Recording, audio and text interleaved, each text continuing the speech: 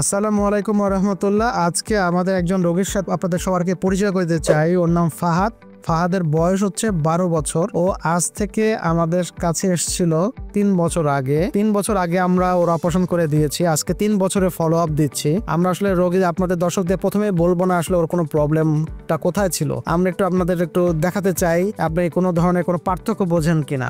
ফাহাদ, তুমি বাবা দুইটা হাত ভাঁজ করো তো, একদম আবার সোজা করো, আবার ভাঁজ করো, আবার সোজা করো। হ্যাঁ, আবার ভাঁজ করো, আবার সোজা করো। Very good. আচ্ছা, তোমার কি পড়াশোনা, কাজকর্ম, খেলাধুলা করতে কোনো সমস্যা হয়? আচ্ছা, ভেরি গুড। তুমি বাবা একটু সোজা হয়ে দাঁড়িয়ে যাও তো, দাঁড়িয়ে বসে ফিরো আমাদের কাছে, পিছন দিকটা আমাদেরকে দেখা। হ্যাঁ, ঘুরে যাও, হাত একদম মেলাম করো, সোজা মেলাম করো, একদম সমান, একদম 180 ডিগ্রি, একদম দুপাশে তাই সমান, কোনো ধরনের কোনো বই নেই। আচ্ছা, এবার বসো বাবা।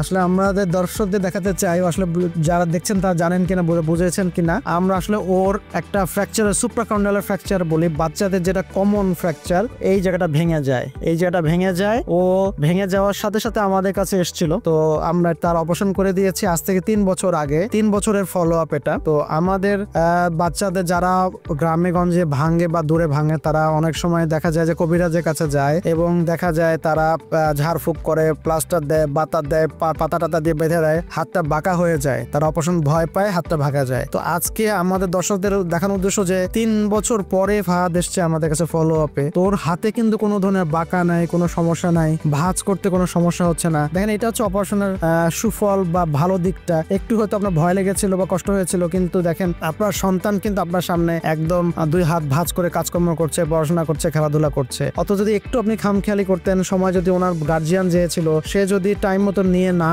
আসতো, তাহলে কিন্তু ওর হাতটা বাঁকা হয়ে যেত এবং এই বাঁকা হাত দিয়ে তার পড়াশোনা করা, কাজকর্ম করা, পরবর্তী চাকরির লাইফে কোনো ধরনের সেনাবাহিনী বা কোনো বাহিনীতে চাকরি করা, অথবা তার বিভিন্ন ধরনের মানসিক যন্ত্রণায় ভুগত, কারণ হাত তার বাঁকা হয়ে যেত। সেখানে মানসিক সাইকোলজিক্যাল একটা ডিপ্রেশন চলে যেত। তো সেখান থেকে উদ্ধার হলো, কাজকর্ম করছে। তো সিদ্ধান্ত আসলে আপনাদের ভালোভাবে নিতে হবে, সঠিক সময় সঠিক সিদ্ধান্ত নিতে হবে। এই সুপ্রাকন্ডালার ফ্র্যাকচার বলে, এই আমরা একটা ফ্র্যাকচার কাটে, এই সুপ্রাকন্ডালার ফ্র্যাকচার বা এখানে যে ভাঙাটা ভাঙে, আমরা একটা অপারেশন করে এটা ঠিক করে দিয়েছি। ছোট্ট একটু সিদ্ধান্তের জন্য কিন্তু বাচ্চাটার হাত আজকে খুব ভালো আছে। সো সিদ্ধান্ত নেওয়াটা খুব জরুরি। যখনই কোনো হাত ভাঙবে অবশ্যই আপনার চিকিৎসক, অর্থোপেডিক ডাক্তার, চিকিৎসকের সাথে পরামর্শ করবেন। আমাদের সাথে পরামর্শ করতে চাইলে আমাদের অনলাইন নাম্বার আছে, আমাদের সাথে যোগাযোগ করতে পারেন। সেক্ষেত্রে আমরা সুপরামর্শ দেব।